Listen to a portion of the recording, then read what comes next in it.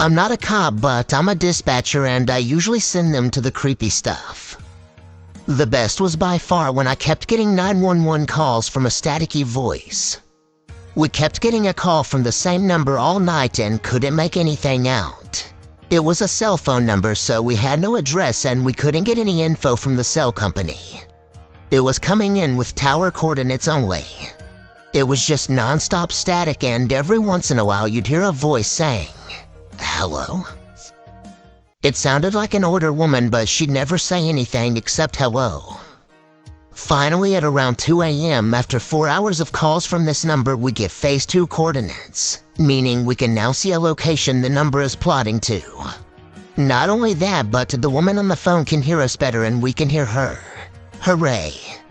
She's telling us her heat seems to be off and she needs it back on. She says, "I'm so cold, please can you help me?" So I'll respond, "Absolutely, ma'am, we have a deputy on the way." She seems confused about her address, so I read off what I have on the screen and she says that sounds right. I send a deputy out to check on her and see what we can do to help, and after he gets to the area he calls in dispatch and says, "You're fucking with me, right? This isn't real." The address was to a cemetery in the middle of nowhere. He drove around and there were no houses and nothing he could find. He tried calling the woman back and she wouldn't answer. She didn't call us anymore and we still couldn't get an address from the cell company. We still talk about that call. We never figured it out and couldn't find anything and could never get her to answer the phone again. It was truly creepy.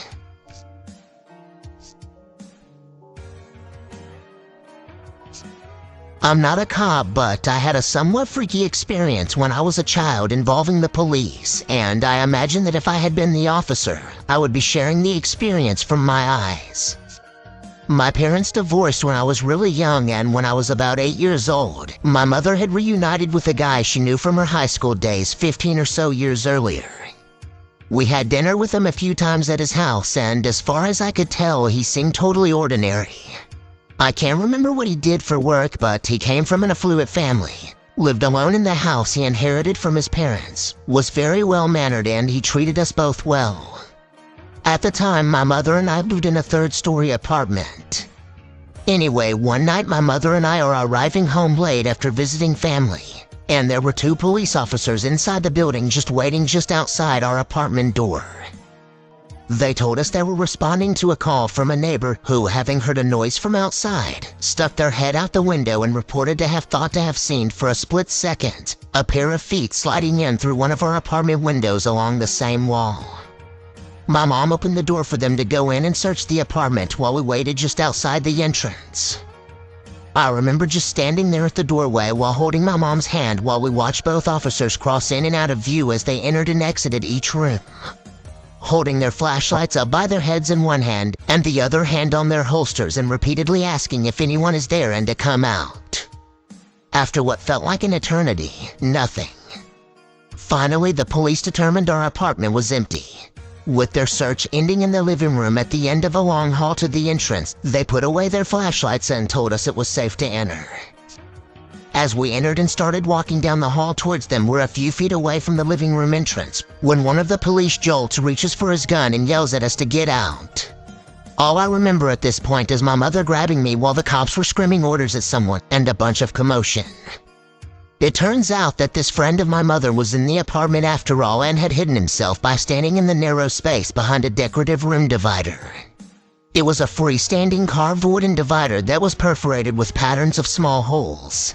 The officer later told us that he only noticed someone was there because from the corner of his eye he noticed a shiny glint of the man's eyeball peeking through one of the holes. They cuffed and arrested him. When they updated my mother later, they informed us that when they interrogated him, they asked what his intention was, and his response was, "I just wanted to smear a little blood on the walls." It still gives me chills thinking about how lucky we were that night.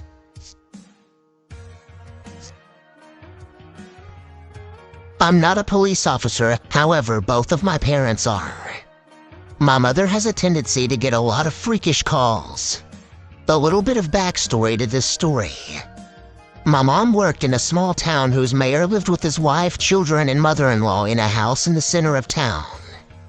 I guess the mother-in-law got into a bit of weird activity and started playing with the Ouija board and went crazy one night and killed the son-in-law in their house. Then loaded up the rest of the family into a car, drove down the highway, and crashed the car in attempts to kill the rest of the family. Everyone in the car lived, and despite suffering major injuries that left the mother-in-law's ankles broken, she still managed to take off all her clothes, jump over the median of the highway, and take off into the woods, where she hid out until she was caught. The mother-in-law told the police that the Ouija board told her to kill her son-in-law and the rest of the family as well. Anyways, that was before my mom worked for that department, but once she joined, she learned of that story. She'd drive by that house that was left unoccupied for many, many years and said she'd just get the chills. Well, one night she said she was patrolling at about 3 in the morning. Pulled up to that house and saw a girl standing there emotionless right in front of the house. My mom gets out and asked her what she's doing there, but the girl was unresponsive. After a while, my mom decides it's best to drive the girl to the local psychiatric ward so she can be examined. My mom doesn't feel threatened by this girl, so she lets her ride in the front seat with her. The psychiatric ward is about 2 hours away from where my mom is, and about 30 minutes into the car ride, the girl turns her head slowly and sharply to my mother, cocks it to the side, and starts growling and speaking in tongues. My mom told me she just thought to herself, "Oh shit, I made a mistake, and now I have 2 options. Get out and try to fight this possibly possessed crazy chick, or floor it." My mom put her arm up and kept the growling girl at bay with a strong hand and floored it. My mom said when she dropped the girl off, she left in a hurry, but later found out she wasn't even from that state and she had no idea how she got there, but just felt really drawn to that house. Creepy as hell.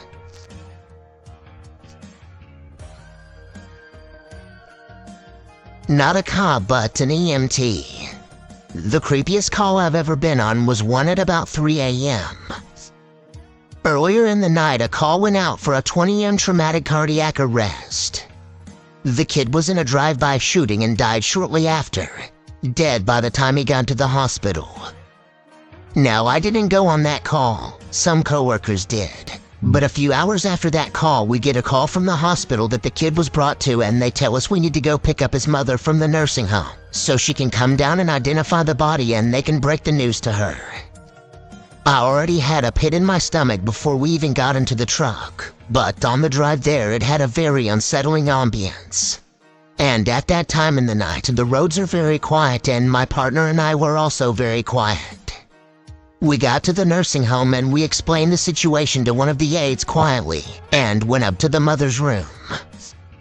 We had to wake her and tell her that her son had been in an accident and we were going to bring her to the hospital that he was at. We were told specifically not to tell her that her son was gone, and we didn't want to be the ones to do that anyway. This little old lady was very sweet, bilateral lower limb amputee, so we got her up on our stretcher and brought her wheelchair with us. She was a very sweet woman, thanking us but also expressing her concern and kept asking us if we knew anything. We had to tell her no, we didn't, and every time we delivered the same answer, I could see the worry in her eyes get a little bit worse.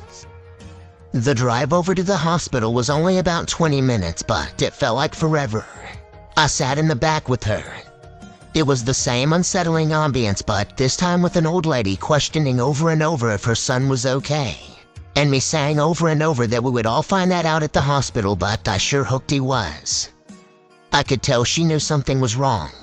It was almost like I could see the panic in her eyes. And I still remember looking out the back through the fog and looking back at her and seeing those terrified, panicked eyes.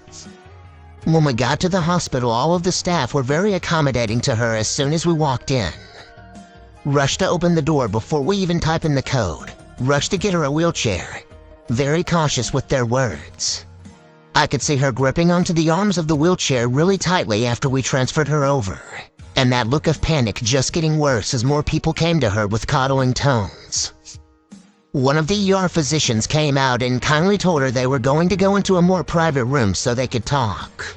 I heard her do a little gasp, but she didn't say anything. At this point, I knew that she knew.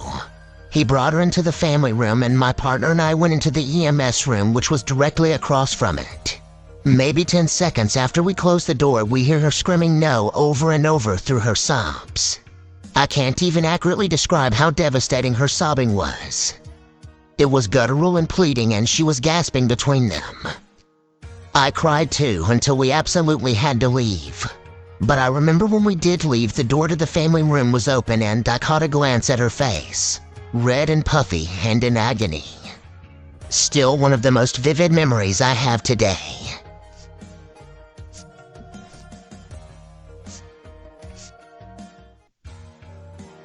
I'm not a cop anymore, but I used to be, and this happened over 10 years ago. Got a domestic call at around 3 a.m. Going through a divorce, this wife explains to me that she thinks her soon-to-be ex is trying to scare her. We're standing in her kitchen, which had a wall of windows with no curtains in the breakfast area.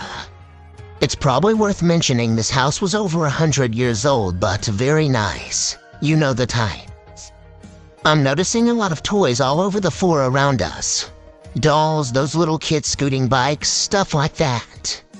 I ask her why she thinks her husband is trying to scare her. She said they split and she moved into this place a couple of weeks earlier, and this was the third night that she heard something in the kitchen in the middle of the night.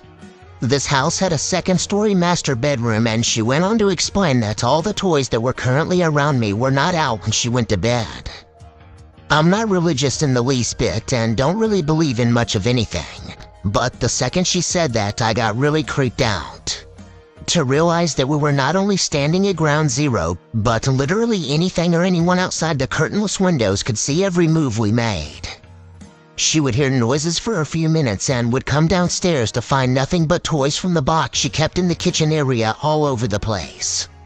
Well shit, now my scared ass had to check the whole damn house because the logical explanation was that someone was messing with her.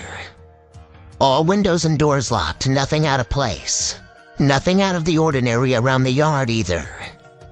I started feeling even more creeped out because the house just felt off at that point. Like we were being watched, which was totally weird because, again, I've never believed in anything like that. She tells me who her husband is, and I happen to know him vaguely from school way back in the day. I helped her pick up because she was freaked out after calming her down to go see her husband who lived several miles away. Clearly woke the guy up, and the vehicle is ice cold. Nothing out of the ordinary in talking to him. 2 nights later, I happen to be patrolling his subdivision when the same call comes in. I first drive by his house real quick and bang on the door. He's there. I race over to her house and find the same scenario and story about husband. When I tell her he's home and I just talked to him, she goes white and freaks out a little.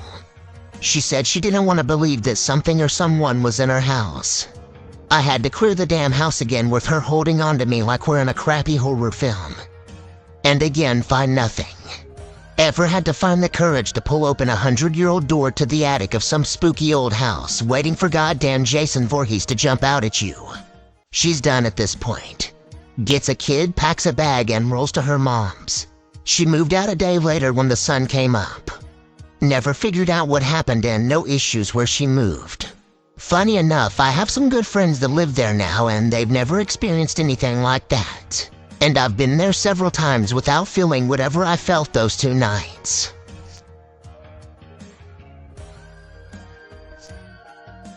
I have a second one. Again, I'm not a cop anymore and this happened many years ago. Got a call at around 1 a.m. from a frantic old man who woke up to pee and his wife was not in the bed. He explains that she has cancer and had been refusing treatment. This guy was a wreck. Been married over 50 years, thought the worst. We start looking around the house and he comes out of a room and tells me that his .38 revolver is missing and is in full panic mode. We clear the house and head outside to his 30-acre property. It is deathly quiet outside. Typical country life, only about 2 acres cleared with the rest wooded. I'm talking to him, trying to calm him down and looking around at the same time.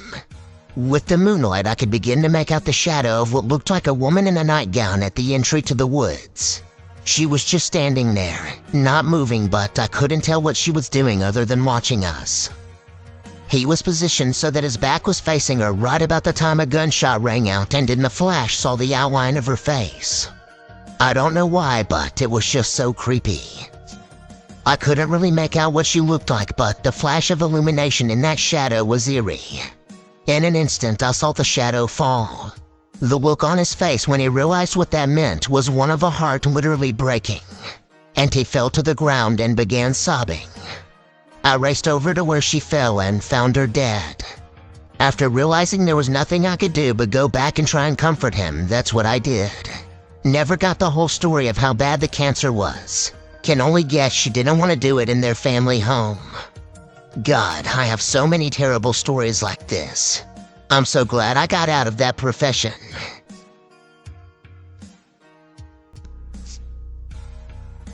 Got a call at about 4 a.m. Typical car wreck in rural area.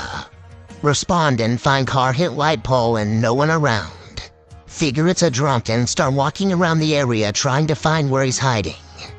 One house in the area across the street and about 150 yards away. After a couple of minutes, a woman comes screaming bloody murder from the house towards my unit. Full sprint, screaming at the top of her lungs. I shine my flashlight on her so she knows where I am because she's just running towards my car. She sees me and runs straight up to me. I'm trying to calm her down, make sure she's not injured and all that good stuff. She tells me it's her car. Okay, getting somewhere, but she wasn't driving. Here we go. Let me guess, somebody stole it? Nope. She told her husband she was leaving him. He freaks out and says he's going to kill himself. She says he downed a bottle of aspirin and no clue if this was true or not. When that didn't work, he jumped in the car and drove into the light pole trying to kill himself. When that didn't work, he ran back over to the house and they argued some more. Sees me pull up, makes her leave and locks all the doors. I asked her why she didn't leave and was he being violent towards her. No, he would never hurt her, she said. But he grabbed like a 12-inch butcher knife from the kitchen and told her she needed to go, so she did. Once he locked the door, she panicked because the children were inside. Don't remember the ages, but very young. Cue the screaming and running.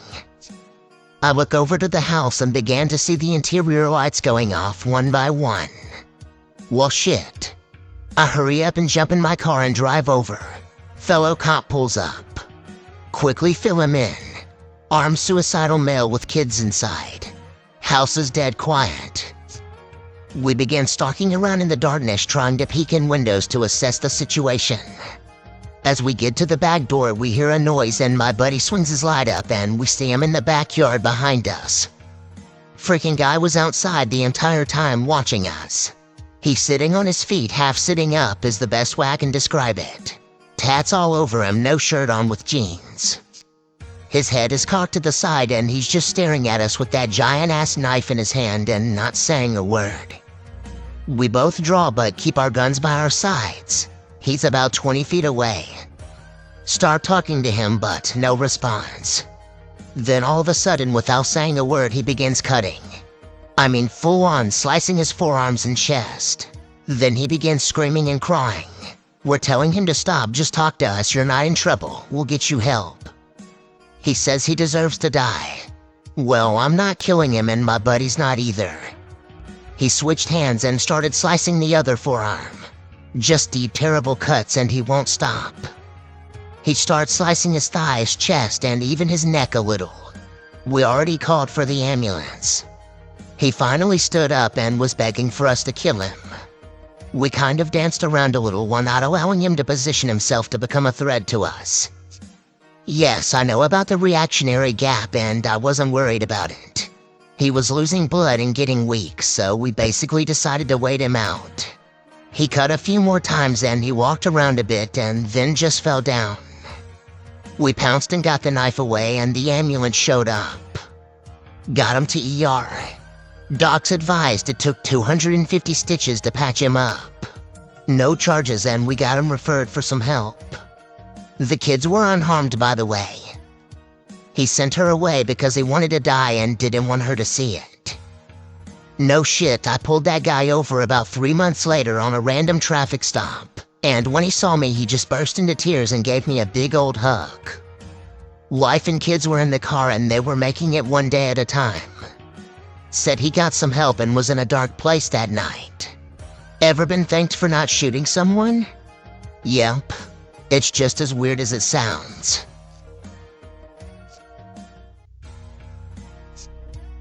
Got a call about a repeat domestic abuser. A real piece of shit wife beater. Arrested him several times, would never be a hero when the cops showed up. Would give up instantly, of course. Only a tough guy with his 100-pound wife. Anyway, served him with a restraining order after an arrest. No contact with her after he told her he was going to kidnap and kill her for having him arrested. Next night we get a call from 911. Lady tells us she was on the phone with her friend when her ex broke in the back door. She puts the phone down but doesn't hang up, so her friend is hearing everything and dials 911 from her landline. Dispatcher puts address out. I know it immediately. I'm hauling ass out to the middle of nowhere where they lived. Friend says it got all quiet all of a sudden. Sounds like they left. There was one highway that led to the next county and I was on it doing 110. I had another car head to the house, but I knew he was heading for the line because we all knew what he drove so he wouldn't hang around town. Sure enough, after driving like a bat out of hell for 10 minutes, I come up behind him. He pulls immediately over and jumps out of the car yelling at me. I pretty much knew at this point that something was up because Hero was never confrontational. I snatch him up and throw cuffs on him. He lawyers up immediately. Look in the car, no wife. I put him in my car and pop his trunk. She was alive. She was handcuffed behind her back with duct tape over her mouth. Never have I wanted to beat the shit out of a suspect in custody more than in that moment. I got her out and free. She was fine other than being absolutely petrified. She said that he told her he was taking her where no one would ever find her. Was able to get him 15 years. He's probably out by now, but hopefully she moved on with her life. That's the worst part sometimes. I'm a closure kind of guy, and I usually never find out what happens to the victims after the fact. Got a call at about 9 p.m. referencing a suicide.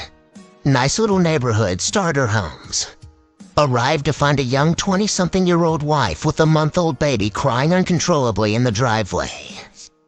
She explains that her husband had been recently fired from his nursing job for stealing pills and was depressed. She needed formula and had to run to the store. He asked her if she could take the baby. Baby was sleeping, kind of argued. He just asked if he could be alone for a few minutes while she ran the errand. She relented, came home, and found him dead. I tell her to stay outside and head in. Your mind in those situations hear every little thing. And silence is literally deafening. She didn't tell me how he committed suicide, but the second I walked in, I knew. As soon as I entered and closed the door behind me, I could hear the creaking of a rope swinging back and forth. With no TVs on or any other background noise, it was the creepiest sound ever. Because I could hear it, but I didn't see him. I slowly broke the plane of the laundry room door where the noise was coming from, and first saw a foot moving back and forth. I kept going until I saw all of him. He was clearly gone. She tried to pick him up off the road but couldn't and just ran out the house and called 911. I stopped him from swinging and once backup arrived, we cut him down. That poor girl was devastated. To not only lose her husband with 1-month-old baby to raise, but also the fact that he did it in their house. Sorry for the last part. Life can be sad sometimes after the creepy part.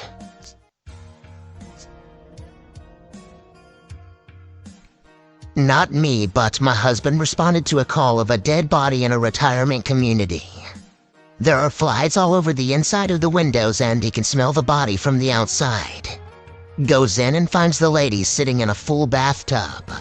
He's calling it in when he hears a whisper. The lady was not dead but had fallen in the tub at least a couple of days prior and was beginning to rot from being submerged and having existing bed sores.